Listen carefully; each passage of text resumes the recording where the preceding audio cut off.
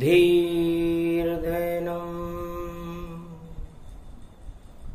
श्रवणपटे यतिवरा महावाक्य जनार्दन सच्चिदानन्दत्वं शरणं व्रजेश। यादवेन्द्रं दयादाता पुंडरीक्षा क्षीरसागर शयनं कमलनयनं नमस्तुते नमामि श्रीहरि। धैर्य से जिसको धारण किया जाता है, कर्णपटकों से जिनका पान किया जाता है, ऐसे सच्चिदानंद भगवान श्री यादवेंद्र सरकार को मैं नित्य ही चिंतन करता हूँ, नमन करता हूँ। जिनको नमन करने से मंगलादि मंगल तो हो ही जाते हैं, साथ ही में बहुत बड़ा बल मिलता है मनुष्य।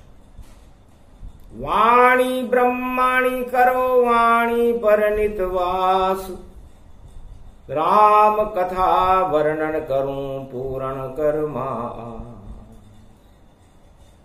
आप हमारी आत्मा, आप ही ब्रह्म स्वरूप, आप ही जिह्वा पे शब्द हो, वाणी का हो रूप।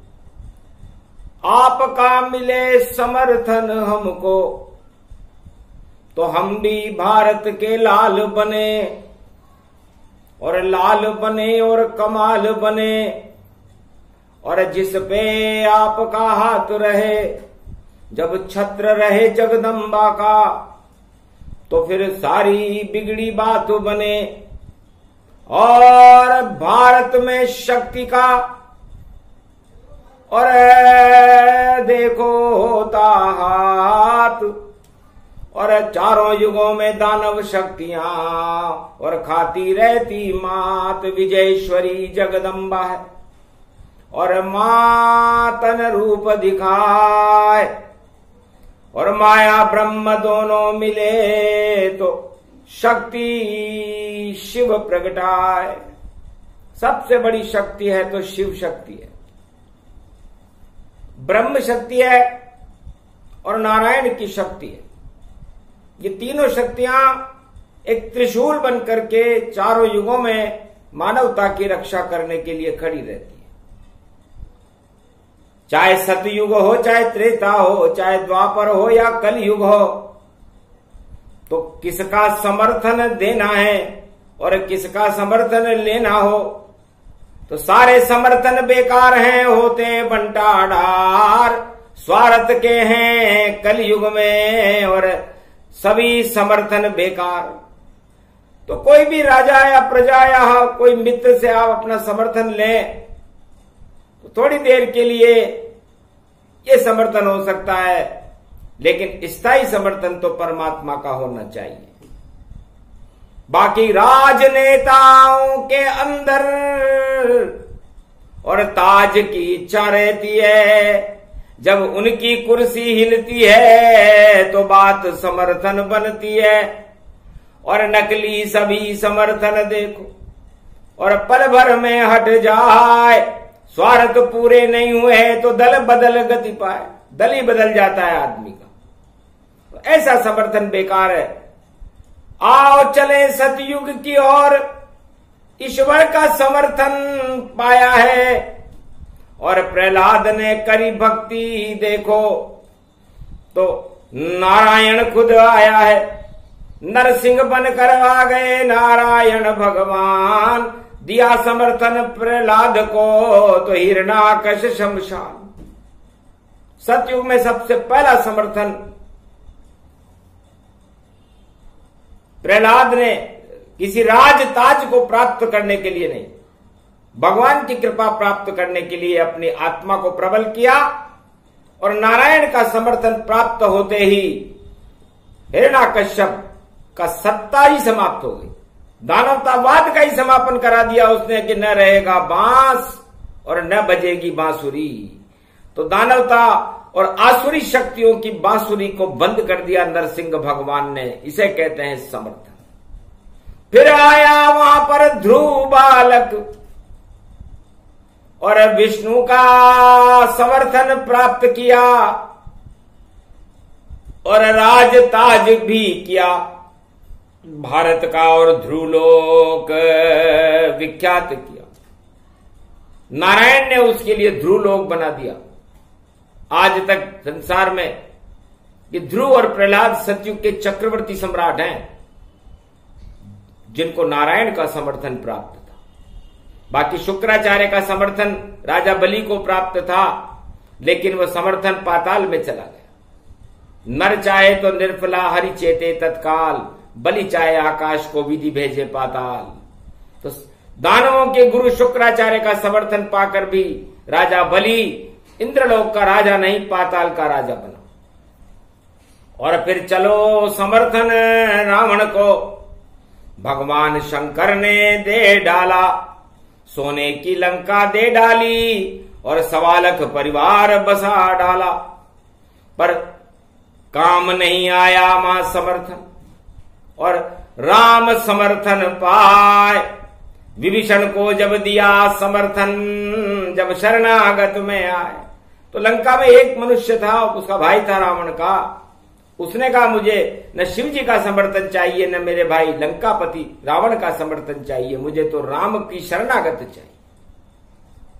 बस इतनी सी ही सोच ने उसको और राम से पल में मिला दिया। जब मिला समर्थन राम का विभीषण को, तो राजा लंका का बना दिया। आओ लंकेश शब्द ये कीना, लंक नरेश विभीषण दीना। और फिर ये समर्थन 2 भाइयों ने भी लिया। मर गए सुग्रीव और बाली सब, पर दोनों भाई राज बचा गए।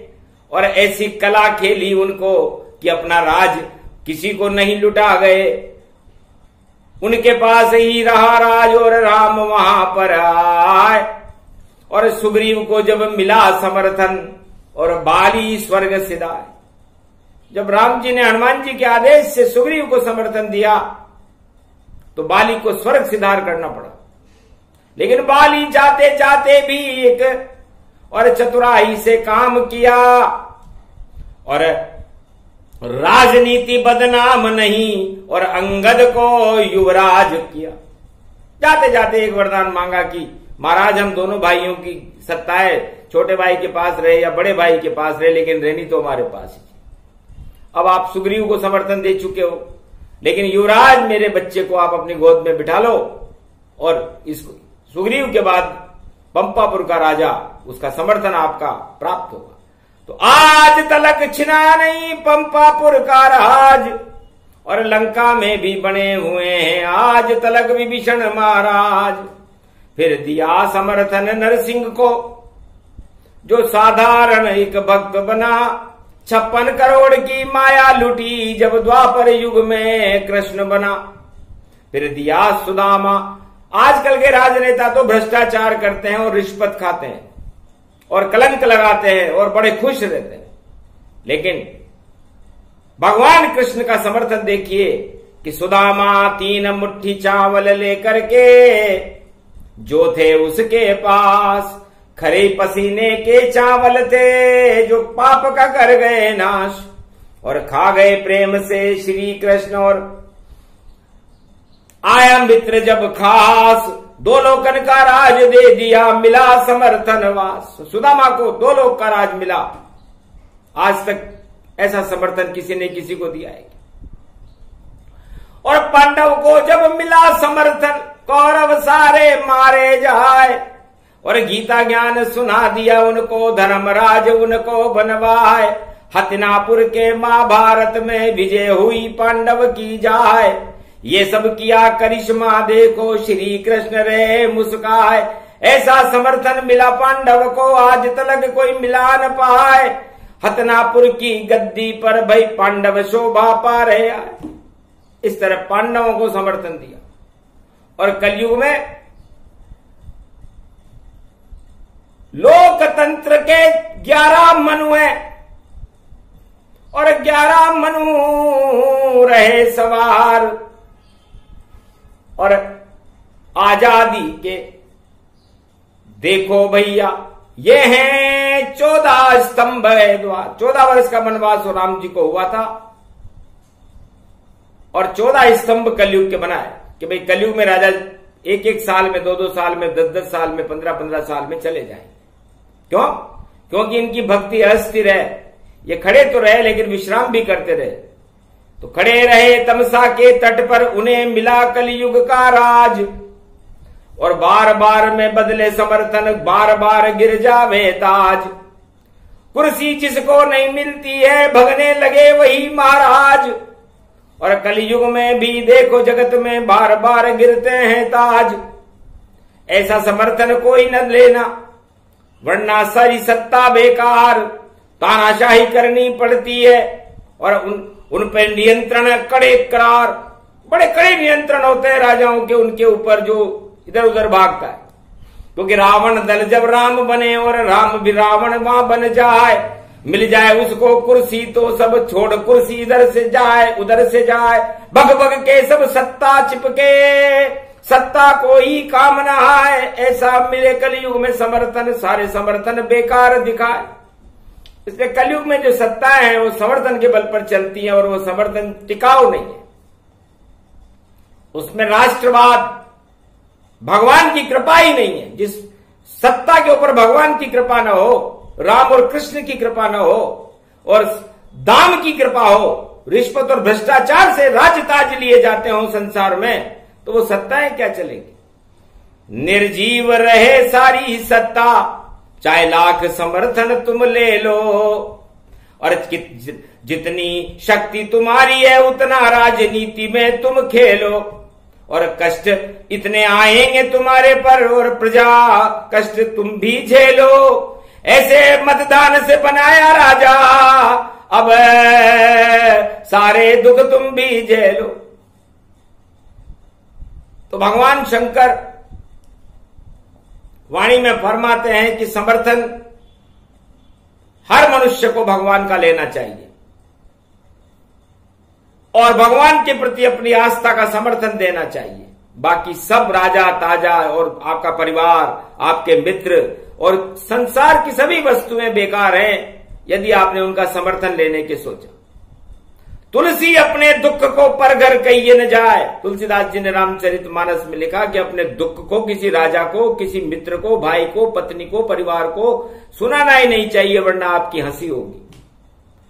लेकिन है परमात्मा दुख सुना होता है, एक दिन ऐसा आएगा दुख सभी हट जाए। तो ये समर्थन वाणी है और समर्थन वाणी को कलयुग में इसलिए सुनाया जा रहा है कि आज तीसरे विश्व युद्ध की बेला पर ये पूरा संसार खड़ा हुआ है और नाटो कहे रे यूक्रेन समर्थन और चीन कहे मैं रूस के साथ और अमेरिका तो डामाडोल है और कहीं बिगड़ न जाए मेरी बात। कभी चले वो पाकिस्तान में और कभी लंका के होता साथ, ताइवान के साथ अमेरिका इजराइल पर उसका हाथ। हाथ सभी सब धरे रह जाएंगे, सारे समर्थन है बेकार। बंटवारा हो जाए रे भैया ऐसे समर्थन, जाए पाताल। ऐसे समर्थन मत देना और लेना। ईश्वर शक्ति का समर्थन किसी ने भी नहीं लिया।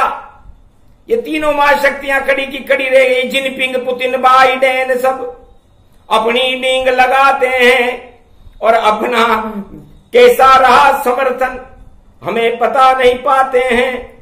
अरे नहीं चले ऐसा ये समर्थन, ईश्वर शक्ति नहीं है पास। क्या डालोगे बम जमीन पर और भट्टी का हो जावे नाश। बम यहां पर चल नहीं पावे, होए तीनों की करारी हाल।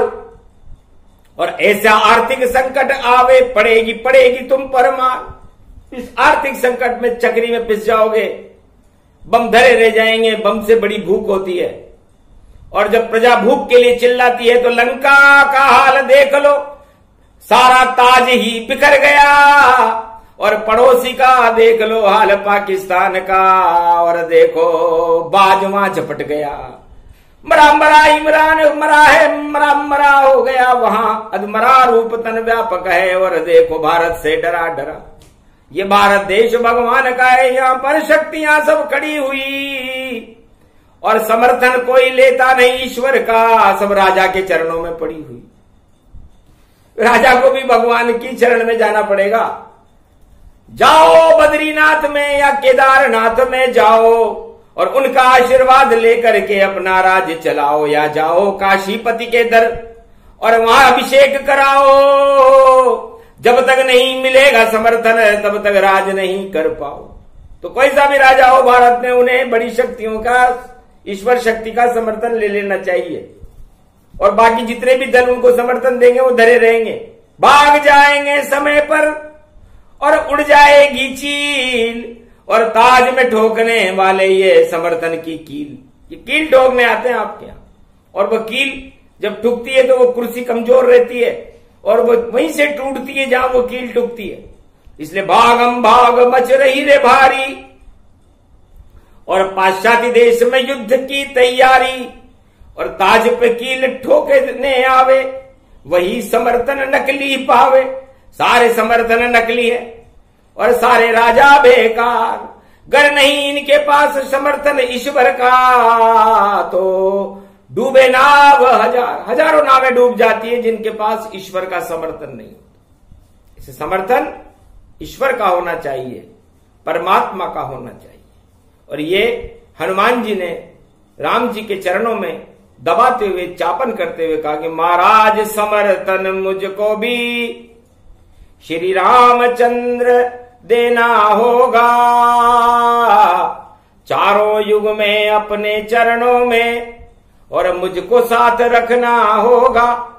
और मंगलवार है आज, बैसाख की मास विजय की दशमी है, और ये सूरज की रश्मि है जो शिव शंकर की भस्मी है। तो भस्म लगा कर तो बनता हूं मैं भी भोलेनाथ, और एकादश में रुद्र में, और बनू रूप हनुमान। तो मैं हनुमान बनकर आपके चरणों का चापन चारों युगों में करता रहूं। इतना अतुलित बल मुझे दो, उस बल को मैं आपके चरणों की सेवा करने में लगाऊं, मानवता का कल्याण करने में लगाऊं। इसलिए बल हो तो अतुलित बल हनुमान जी जैसा। और राजबल और राजाओं का बल कैसा रहता है कि ऐसा बल उनका बतलावे, अपना दल ही उनको भावे, नहीं प्रजा कल्याण दिखावे, तो ईश्वर शक्ति को पहो जावे। जितने भी राजा संसार में हैं उनका बल कल्याण में होता है। उनका कर्तव्य है कि वो अपनी प्रजा का कल्याण करे, न कि अपनी दल को भोग में फंसा दे कि गाओ जो चाहो करो और कर दो तांडवताय, अपना ही अपना भला करो, चाहे जग भूखे मर जाए। तो कोप होए फिर ईश्वर का, ताज सभी गिर जाए, और समर्थन भग जावेंगे, नहीं कोई बच पाए। तो हर राजा को, जो संसार में किसी भी देश का राजा हो, प्रजा का कल्याण करने में अपना धर्म समझना चाहिए।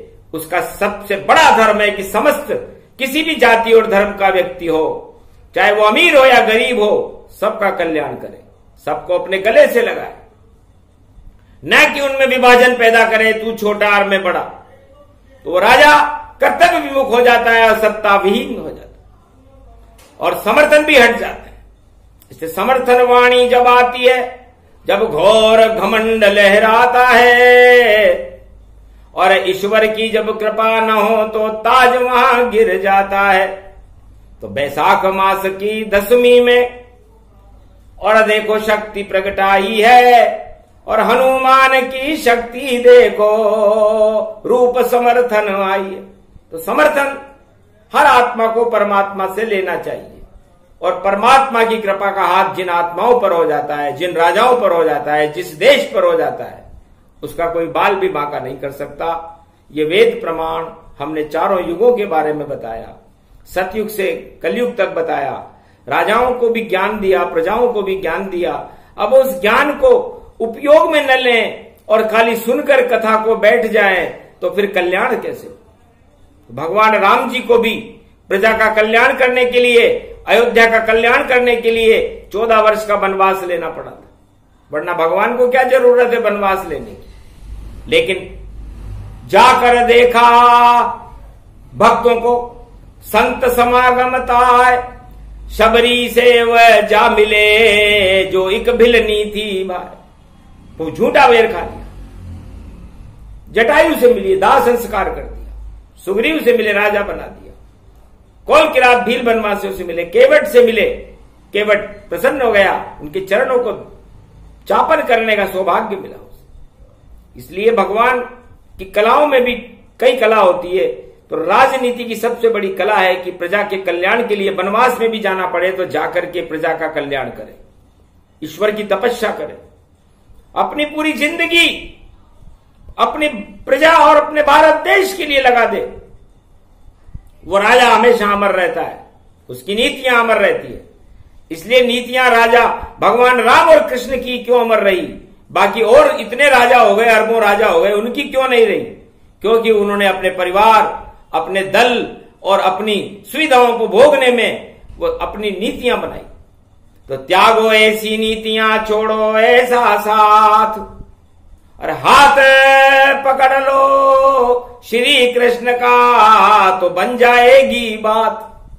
तो यही बताना था हमें और यही समर्थन था, एक सी सच्चा समर्थन जो ईश्वर कहलाए।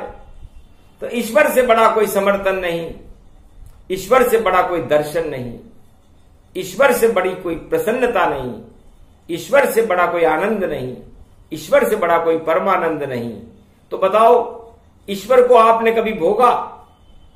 एक हाथ भी नहीं उठा, भोग लिए सब भोग, रोग अरबों यहां हो गए पर नहीं मिला वह योग। महाराज, भोग भोगने में तो हमें बहुत सब कुछ वस्तुएं मिल गई, लेकिन ईश्वर का दर्शन करने का योग ही नहीं बना और जिंदगी पूरी हो रही है।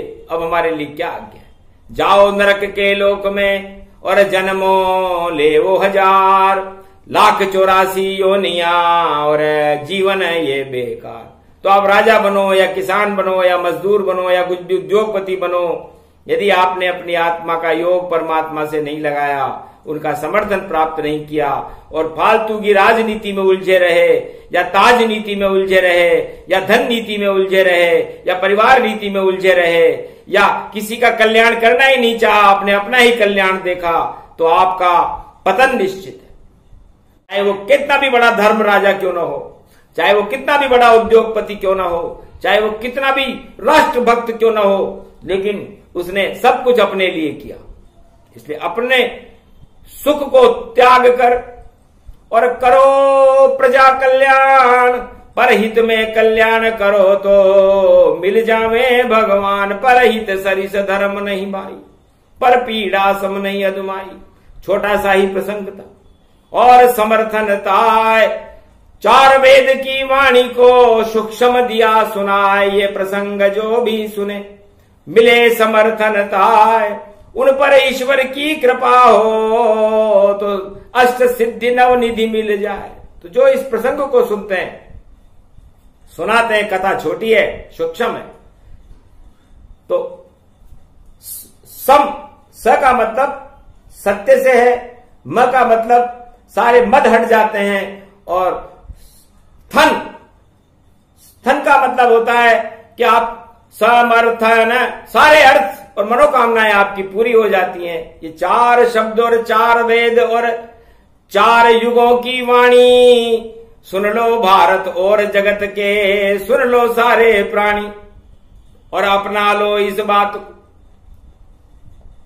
करो तपस्या जाए और ईश्वर का समर्थन प्राप्त करो तो नवनिधि मंगल पाए। बोलो जय श्री राम, जय भारत माता, जय बजरंग बली, बोलो राधे रानी मैया की जय, भारत माता की जय।